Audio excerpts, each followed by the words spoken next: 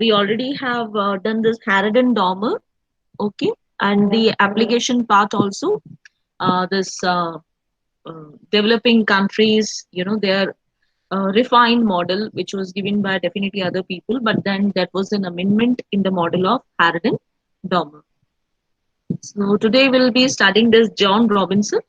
The John Robinson is also the neoclassical one, and she talked about this theory of capital accumulation and the golden age. Okay, so the important thing is this golden age, because this capital accumulation is also the discussion of everyone's, and there is also the golden rule of capital accumulation. So that is a separate topic in your syllabus. So we'll be taking that topic also. But she has talked about mainly this golden age, and she used this capital accumulation in that. So let's proceed for it. What is exactly the base of this model? So she first of all, they expanded the reproduction from the Marxian analysis. We all know, and I think you especially people know, because you have done in your undergrad this Karl Marxian theory, okay?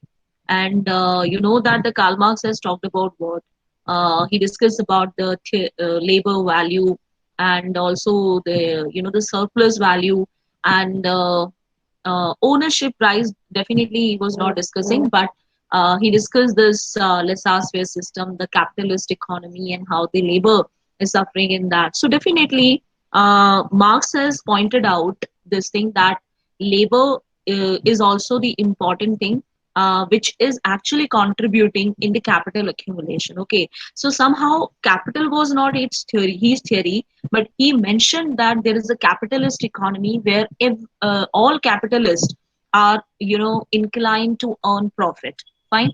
So if they but the profit, because it's the main thing where you can do again the capital accumulation or the further investments for the economy. But what is exactly helping you to earn this profit? So when the Marx has given this theory, he talked about that there is the the labor who is the contributing this earning profit by these entrepreneurs, fine. Whatever the wage rate are being given, or it is entirely depend on this capital accumulation. But he didn't talk about this exactly capital accumulation, but yes, of course, the profit earners and their profit is actually contributed by their work itself. So that has been expanded by this John Robinson here. So she has taken this concept of the labor's contribution in the profit from the Marxian analysis. So that is the important part. The second is income theory from the Keynes effective demand. So this particular thing, Harron and Dorman is also taking the theory of income distribution. So as it is this particular effective demand, because without that you cannot go for the supply also. So how to generate that, and what theory is behind it? It means what income distribution should be there. So that is they have taken from the Keynesian analysis. Then she also has taken from the Kalicki's analysis, and the Kalicki talked about a saving function, and which is explained the capitalists save all and workers spend all. So this is very important assumption. See, here even in the Marxian theory also, the ownership rights were not given to the workers. Uh, Here also the workers can earn, but they do spend all, so they don't save. If they would save, then it means they'll go for further investment. Okay, so that's why somehow they are being exploited also in the Marxian analysis too, because they don't have ownership right of it. And even further, when the second, the third unit, I guess, theory of income distribution would come, where the Calder analysis, vicinity analysis. So mainly you would be studying, the emphasis given would be on this income theory, the theory of distribution, where the workers and the profit earners would be there. And in that case, you would, deeply study this ownership right of these workers. But yes, the Kalicki is also assuming this, that the saving function, which is only explaining the saving of capitalists, but not for the workers. So workers are only have a right to spend it. Then she also has taken from the Harrod's analysis that she received balanced growth and neutral technical progress. I told you that Harrod is given this neutral technical progress. So whenever we talk about these workers, and this is entirely depends on the labor growth, and the labor growth is depending upon that population. Okay, so population growth and the labor growth is exogenously determined, and he talked about this. Harrod has talked about the neutral technical progress function. So this neutrality of the Harrod has also been taken in that model, and she received balanced growth. Okay, so balanced growth, it means there also in Harrod's analysis there was a knife edge relationship. Okay, and GW, GN, and G, all components should be, equal to each other, must be each other to attain this steady state growth level. So here in John Robinson model also, she's talking about the steady state too, and she also has received this balanced growth concept. It means she is also talking about somewhere a knife edge relationship.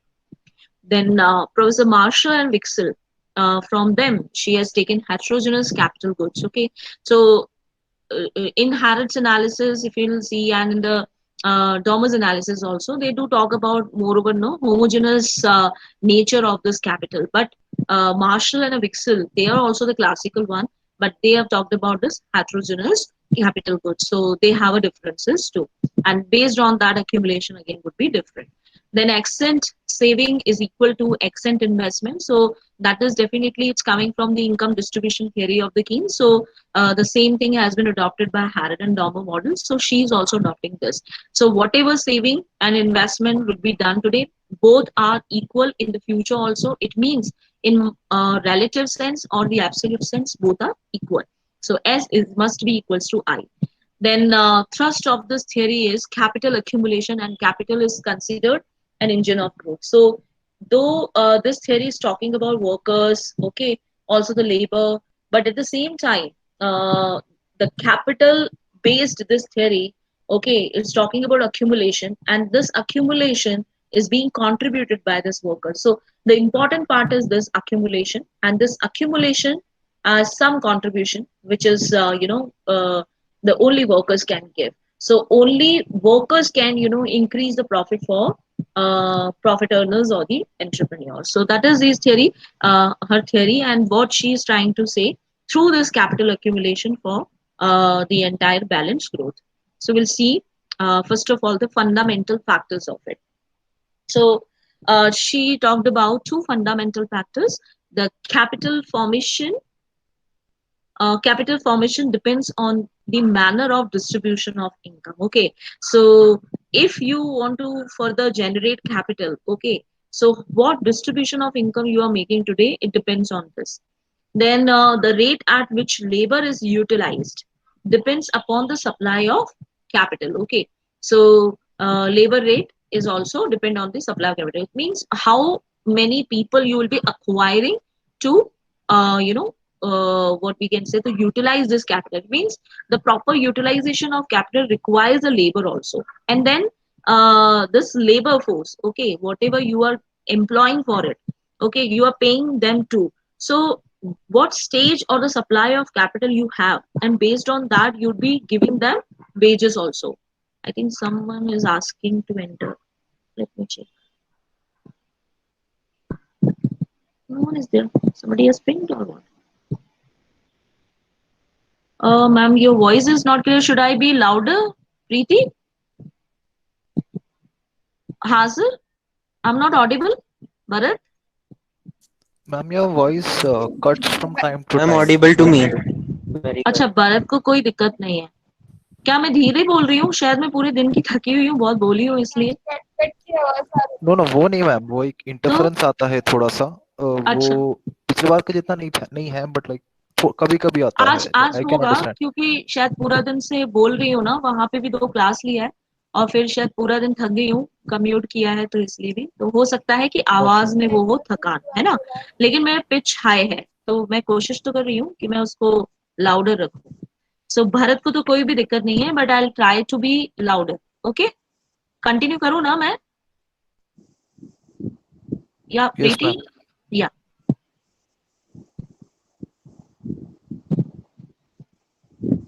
okay, I'll try to be louder. So here we have this two fundamental factors. The one is capital formation. Whenever you want to generate this capital, then this requires a distribution of income. Okay, and if you would like to utilize, the capital, then you should know how to utilize the labor. So both ways, the one important thing is what this theory of distribution. Another one is the labor which you are employing, that is depending on the supply of capital. Now, to understand the relationship, we do follow here the sum of assumptions. Okay, the first thing is that the total income, which depends on two things. The one is worker and the entrepreneur. So in the economy, we have only two type of people. The one is profit earner. Okay, the second who is the contributing in profit more. So it means workers are contributing in the profit and the entrepreneurs who are earning this. So workers will do what? Workers will only consume. They'll not save. So that is the very important assumption, because if both will save, then situation would be different. But here workers are not saving, they are only consuming. And entrepreneurs, they are doing investment, they are saving also, and capital formation they are making, and consume nothing. So it doesn't mean that they are not consuming anything, but yes, the important thing is that they are saving, and this saving is would be converted into the investment. So I think only this thing is making a difference over here. They definitely consume, so this line you can ignore. Okay, so second thing is that capital and labor are the only productive factors. They are combined in fixed proportion and there is no technical change. Okay, so both are the productive factors. This is very important, I'm telling you, because when we started this Dormer's part, he mentioned one thing, that is a productive efficiency. Okay, and he also have mentioned about the junking ratio and hiring, the labor also when you want to employ it in the investment function. And we know that it is depending upon the lag period also, like past year income. Okay, and per capita income also in the dynamic model. So this is very important. If you want to make this capital more productive, then labor has to be productive. Okay, if both are productive, then only according to this model, profit would rise. Okay, so how capital would be productive? When the labor would be employed. Okay, so this labor, if they are productive or a skilled one, okay, they'll make this capital more productive. So that's why these two are interrelated. So this thing was not discussed by even Harrod and Dormer. So that's the difference between these two models. So when we do talk about Harrod and Dormer, they just mentioned there is a junking ratio, there is the depreciation, but why this depreciation is getting occurred? They didn't exactly or directly talk on this labor productivity part. They talked about employment, and also it is depending on this past year's income and also the growth function, but they didn't talk about this productivity part.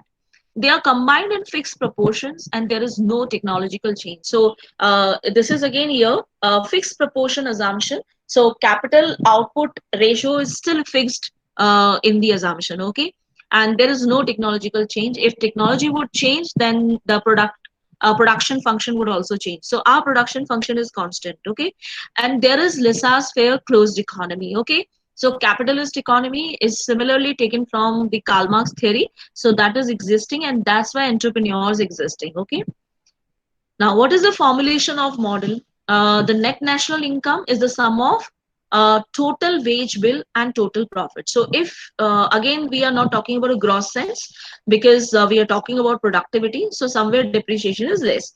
So net national income of a country is the sum of total wage bill. Okay, total wage bill which you are giving to the labor, and total profits who earning, the entrepreneurs are earning. So this total growth or the total national income, this is giving us the sum. W is here the wages multiplied by n number of the labors, plus this is the profit, and this is capital accumulation. Okay, so we call it basically a capital stock. From that you are accumulating. Basically, this is the whole accumulation, but this profit is multiplied by capital stock. So here also the meaning of capital stock is same, initial capital, and initial capital is changing to the other one. So basically it is the capital stock only. The profit rate is a strategic factor in the theory of capital accumulation would be. So here the profit is equals to this national income minus this WN. Okay, so from this itself you got this another expression. So the value of profit would be this. Okay, so this says that the profit would be directly related to the growth. Okay, so as growth would be increasing, then this is increasing. Okay, but then you see here this wage bill you are subtracting, of course, because whatever wages you are paying, this will reduce the profit. Okay, so somehow it is the negative function of it, but this may rise if the productivity is rising. Okay, but this productivity impact would be larger than the wage bill whatever you are paying. So that's why the profit is, depending upon the labor productivity. Okay, we also call it the real wage, because real wages, when we do consider the prices would remain constant, then we say yes, if they are paying more wages or the less wages, and prices are constant, then the real wages will be fluctuating. And the capital labor ratio, so this is K they are considering as a capital. Okay, so profit would be there, of course, higher when the capital stock would be reduced, because here capital is important, but for acquiring more capital accumulation, okay, you should have a less depreciation. So that's why this is also depending upon the capital, but not in direct way. Here, of course, growth is directly depending upon it. PK also, the fraction of this capital, but still this profit is not always directional proportional to this. So we'll understand by the further formulation of this model. So on the expenditure side, net national income is equal to the sum of consumption expenditure and investment. So this is the same assumption what the Keynes has talked about, and also this saving is equals to investment. So these are taken from the Keynesian analysis, and also Harrod has taken, Domer has taken from the Keynesian analysis. So this is same as was given in the previous model. So this relationship we would be following for the saving and investment. The saving would now be equals to profit multiplied by capital stock. So this is nothing. This is investment only. Okay. So I is equals to what? That is change in K. It is what? Change in capital stock. This is capital stock multiplied by profit. So PK would now be equals to change in K, because every time whenever your profit would be multiplied by capital stock. This is, let's say, initial one. So every time the new profit would be multiplying this, because we know it is in fixed proportion. So always this would be equals to change in K. So that's why we can consider this S is equals to this or I is equals to this, and both are equal. And from this itself, we can derive another expression for the profit. And that is what? Change in K by K. So this is nothing, that is incremental capital or the relative growth of the capital. The initial capital, over and above initial capital, there is a change in the capital stock. So always capital accumulation, the growth rate of capital accumulation, that's depending upon growth rate of capital accumulation equals to the profit rate. So here, in this sense only, the profit is equals to this. See here, in this equation, P is, the having inverse relationship. But this indicating nothing. This is indicating change in capital stock. So this whole can be equals to this profit. So we need to understand this is your initial capital stock. Whenever initial capital stock is multiplied by this profit, then always it gives you new rate, because the profit is also increasing at a constant rate according to this assumption. And for that, you can see this diagram. Here, the rate of profit is there, of course, and we consider this is a growth, and the rate of profit we are taking, this C here, the rate of profit is going in a constant proportion. We always do consider that it has to increase. Okay, so if it is a 45-degree line and it's a constant one, but further this model is saying that it is depending upon the capital accumulation. Okay, so this capital accumulation is going with this red line, and this is indicating that here it is one intersection, there is another intersection. Now what does it mean? First of all, there is an arrow which is going downward, and there is also the arrow which is going downward, and here from this is going upward, and this is also still going upward. Okay, now first of all, what does it mean? This arrow is going downward because this is unstable point. Okay, this point is not stable. This is unstable point. Unstable point means economy does not want to be here. The economy will move. Fine. Kaha move karegi? Either in this direction or in this direction. Now, if you increase your capital accumulation, it means every time if you will have a growth like this, change in K by K, then always you will see the capital will be accumulating further. It means every time if your profit is increasing in the constant proportion, okay, constant proportion, then it means the capital accumulation based on your initial capital stock gives you always higher profit. Okay, higher profit means it from this point to you will be inspired to go further, then again there will be another profit, then another profit, and then you would reach here. So from this position to this position is a higher profit, because you are every time accumulating your capital, because k0 to k1, k1 to k2, K2 to K3. Okay. So it is an accumulation. The first you have 10, then you have 20, 20 again you add in 10, then you will have 30, then 30 again you will earn 30, then it means accumulation is giving you 60. So like that. So every time you are accumulating your capital. So that's why it's just this, for this economy itself, whenever there is an accumulation is taking place, okay, this unstable point would like to move in this direction, but there is a condition that you have to go for accumulation. If you will not go for accumulation, okay, suppose you are reducing your capital stock in accumulation, then you will move in this direction. So this red line is also going in this direction too. So this says that in that case, your profit will be zero. Fine. If you want to earn more profit, then there is the only condition, you have to go for further investment. So this further investment is equals to, that is change in K. And then this will lead this economy to move further on this line. Okay. And you will reach here, or entrepreneurs will reach here. Okay. So you will earn more profit on a constant path because you are making an accumulation. But again, this point is unstable. Okay. And if you will go further, the more profit, but the accumulation is not taking place, then what happens? You will again come down. So this is just a temporary situation, you'll come down. This is the stable one. So unstable, you're reaching here, then it is stable. But see, if this line is crossing this way, then what happens?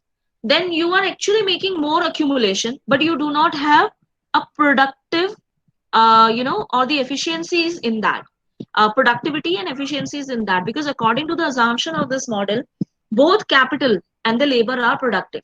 Okay, so till this point, you are using a capital accumulation in a productive and a more efficient way, and that's why it is giving you a positive results. But once you are crossing this line, then all of a sudden your profit would get declined and will go in this direction.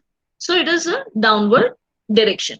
So here, in the entire assumption of this model, this is most important, that capital accumulation should increase whenever you want to increase your profit. But every time and every point, the capital accumulation should have a productivity. Now, how labor is actually contributing in that, we need to see. So what is golden age according to this model? The rate of growth of capital accumulation. Okay, so rate of growth of capital accumulation is nothing this. Change in K by K. This is rate of growth of capital accumulation. And rate of population growth. So rate of population growth I would consider, because this population growth is giving you what, this labor force. So basically, we do consider here this population growth only. So these two things I would write like this: change in n by n is equals to change in k by k. So whenever our economy is meeting this, then we consider this is a golden age. The golden age, it means there is no depreciation, there is now steady state, and this steady state, we say our consumption is maximum, and our future generation is also happy, and there is no, what we can say, any externality which is getting occurred in the economy. So everything is balanced according to this model. So that's why a knife edge relationship has been taken over here by this John Robinson, by giving equality of these two expressions. And there is the knife edge. Why? Because always there is a path of divergences. Sometimes this greater than is this, and sometimes this capital growth is greater than the population growth. So you consider here this population growth is converted into the labor growth, because Harrod's neutrality talks about that only. So exogenously determined, exponentially determined. So we only consider, yes, it is coming through the population growth. Now we'll discuss this diagram which talks about this wage bill and the productivity aspect. Now see here, we do talk about the population growth which is giving us labor growth also. Okay. See here, we do follow a tangency of this population growth where we are utilizing our labor. this productivity curve where the y is function of n and k both. Okay, this is an employment and this is the capital. Okay, number of labor, number of here we would talk about only labor, so it is number of labor, and this is capital stock. So y is a function of these two, or in simple way it is a function of k and l only. Then this is giving us tangency here somewhere at the a point. Fine. Now, from this, constantly this is increasing because we are taking a neutral technical progress function in that. So this will go constant way. And this production curve, okay, this productivity curve, this is same way what we do study a total productivity curve. It means initially it is increasing at the increasing rate, then this may become constant and then would decline because they'll be getting some diminishing returns from this. Now, exactly why they'll be getting diminishing returns? If we do employ, the labor, because we are talking about the productivity of labor, and this is capital output ratio. So we need to, give productivity of labor would be assessed with the wage bill. So whenever you want to increase capital, along with that, you need to go for a some labor employment too, and which gives you wage rate also. So initially maybe this OW, okay, this one, so this is still giving you some increasing returns. Once you are reaching this tangency point, it means this tangency is talking about this. Okay, both are being utilized in a proper way. So both are equal also.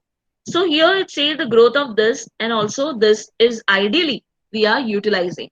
Now this gives this ratio DWAB as a wage bill. This is nothing. This is wage bill. Now this point why we discovered here, this point we discovered here with the level of tangency of labor productivity. Now this labor productivity says that you are actually getting skilled labor up to this point only. Okay, a point is giving you only productive labor, and this productive labor indicates that you are paying them now highest wages. Okay, OD is the maximum wages you are paying them. It means if you will employ more labor or you will go for further capital labor ratio, okay, then this gives you constant to diminishing returns, because diminishing returns will start after this point, whether it is becoming constant here, but the diminishing returns would start from this point. And in that case, your capital labor ratio will produce depreciation. Okay, and that is why this is going downward. And and this productivity curve would be like this because there is no technological progress, so we are not considering that it is shifting here. So we'll go and move on this particular along this path of this curve. And here we have this DWAB.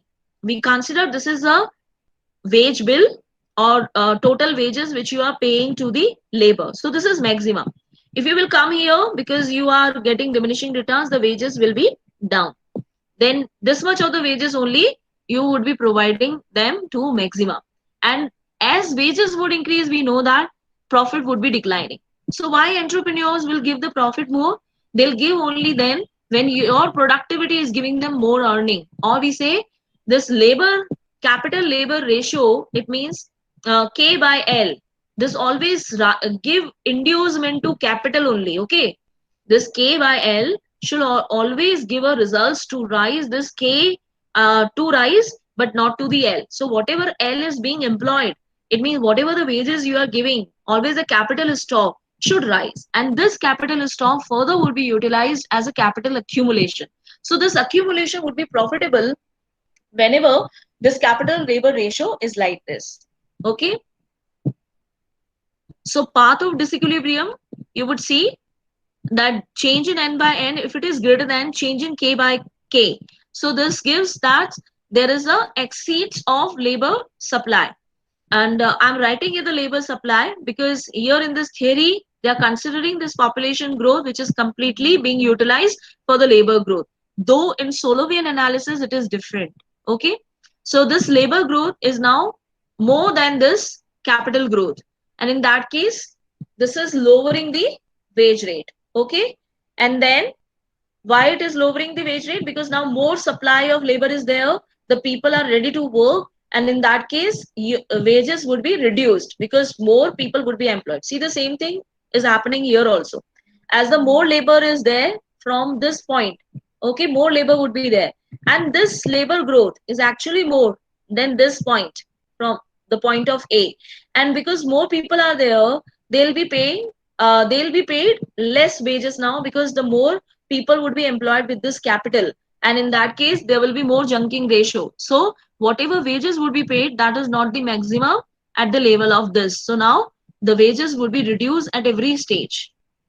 And so we are lowering the wages. If prices are unchanged, this reduce the real wages. Okay, so if wages are now low and prices are constant, in that case the real wages of the workers will be declining, and profit will increase, of course, because the wages are now being paid less, and will meet with the increase in population. Okay, it means this profit if is rising, okay, the profit is rising, then what happens, there will be further investment. And if there is a further investment, capital accumulation would be there, because once profit is rising, it shows that the capital accumulation is there. So if there is a more capital accumulation, then you would be requiring more labor. So that is why, or in another words, we would say that population growth was already high, or I would consider this is only labor growth. Okay, so more labor is already there, so our target is how to increase this capital accumulation. So this way, by lowering the wage rate, you can increase this capital accumulation, and this will meet this incremental ratio of this labor growth, or we say population growth here. Is that clear to you, students? Yes, ma'am. Okay. So here the path of disequilibrium, now reverse case. So here we have the capital stock is greater than this labor growth. So this gives what? Technological improvements. Okay. So because now more capital accumulation would be there, and more capital accumulation is giving you the more the utilization of the labor also. So productivity per labor will increase because of the more capital accumulation we have, or the less labor we have. Whenever K by L says that the L is less and K is more, then always it is productive, as we have seen here. From this to this point, whatever labor is employed, the capital is more and the labor is less. So by the time every point you are reaching from this O to A, this is giving us higher productivity. Okay, so if there is a more productivity, then shifting of the whole production function. So see here, the technological improvement was not taking place here, but once change in K by K would rise, it means the further capital accumulation is rising. Only in that case, this productivity curve would shift.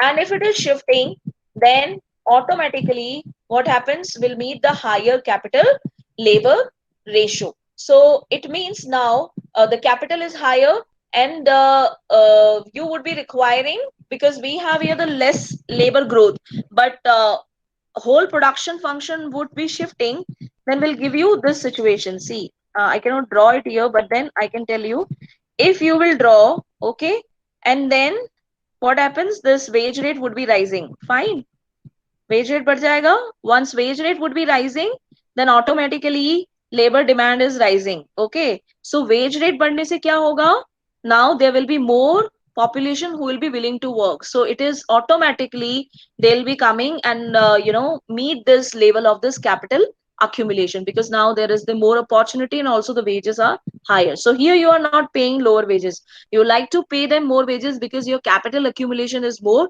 your profit is more, and for that you require more labor, and that is why you want to pay them more. And this growth now will be higher and will meet this higher capital growth.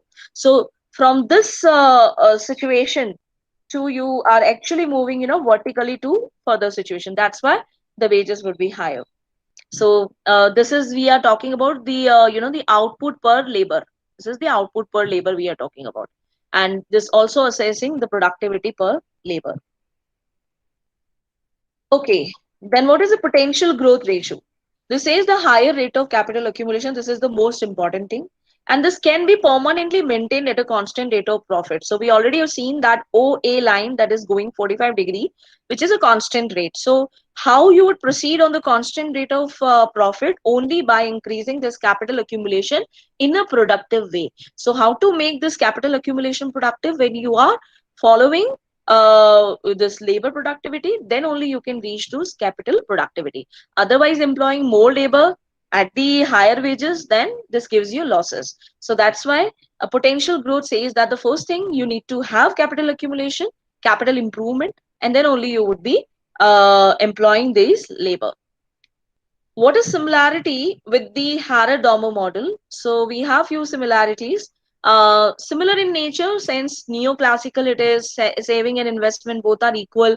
They are taken assumptions from the Keynesian model. Here also she has taken the assumption from the Keynesian model, and also the fixed capital coefficient and technology is neutrality. Technical neutrality we are talking about. It means technical progress function is neutral. That is increasing, of course, but in a constant path.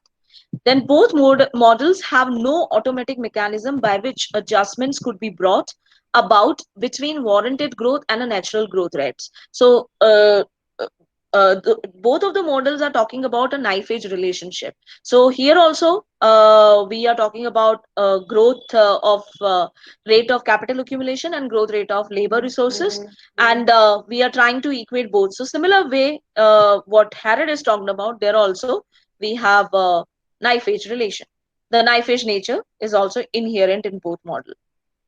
Now, what are the differences between these two? The John Robinson says that capital accumulation depend on the profit wage relation and labor productivity. So if this relation would be followed, how much wages you are paying and how much labor is productive. If labor is more productive, you may pay them more. But labor is not productive or more in supply, then you pay them less. So that is the capital accumulation. So this capital accumulation is depending on this.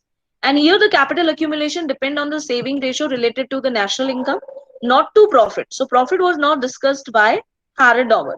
And also capital productivity was not discussed. Okay, so they talked about capital, though I do consider Dormer has talked about productive efficiency. Okay, and one more thing, Dormer has talked about reciprocal of it. Okay, reciprocal, because here what K by L, here also the K by L they are mentioning, but Harrod only Dormer has talked about reverse case of it. It means capital output ratio was there, not the labor capital labor ratio. Okay, so this is the most important difference between these two, and that's why the capital productivity definition is different in both the cases. The Dormer is talking with reference to productive efficiency when you are talking when you are discussing this output, okay, or the growth, how it is increasing because of the capital.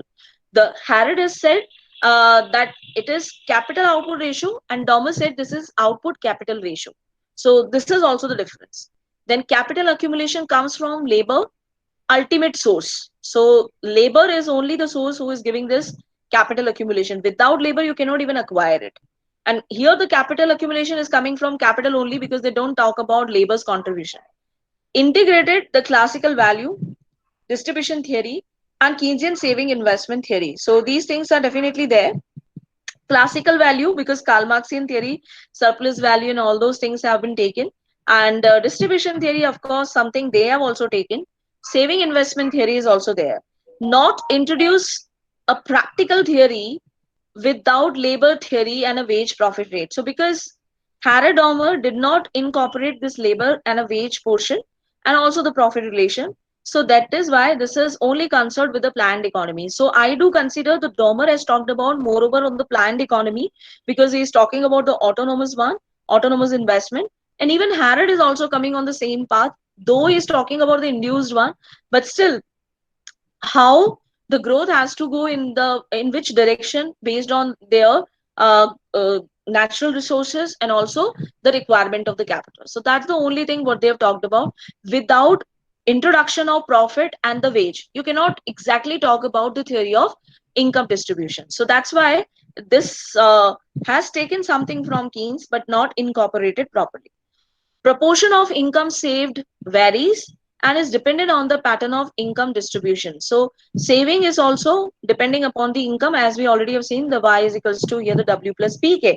So this saving is actually depending on this pattern of income because income is depending on the distribution. And the proportion of income saved and treated as fixed. So here it was fixed, of course, because s by y it is fixed always. So that is a fixed thing, and here it is variable. Composition of capital stock ignores the trade cycle. Here business cycle they are not talking about, okay, but here composition of capital stock ignores the growth through cycle.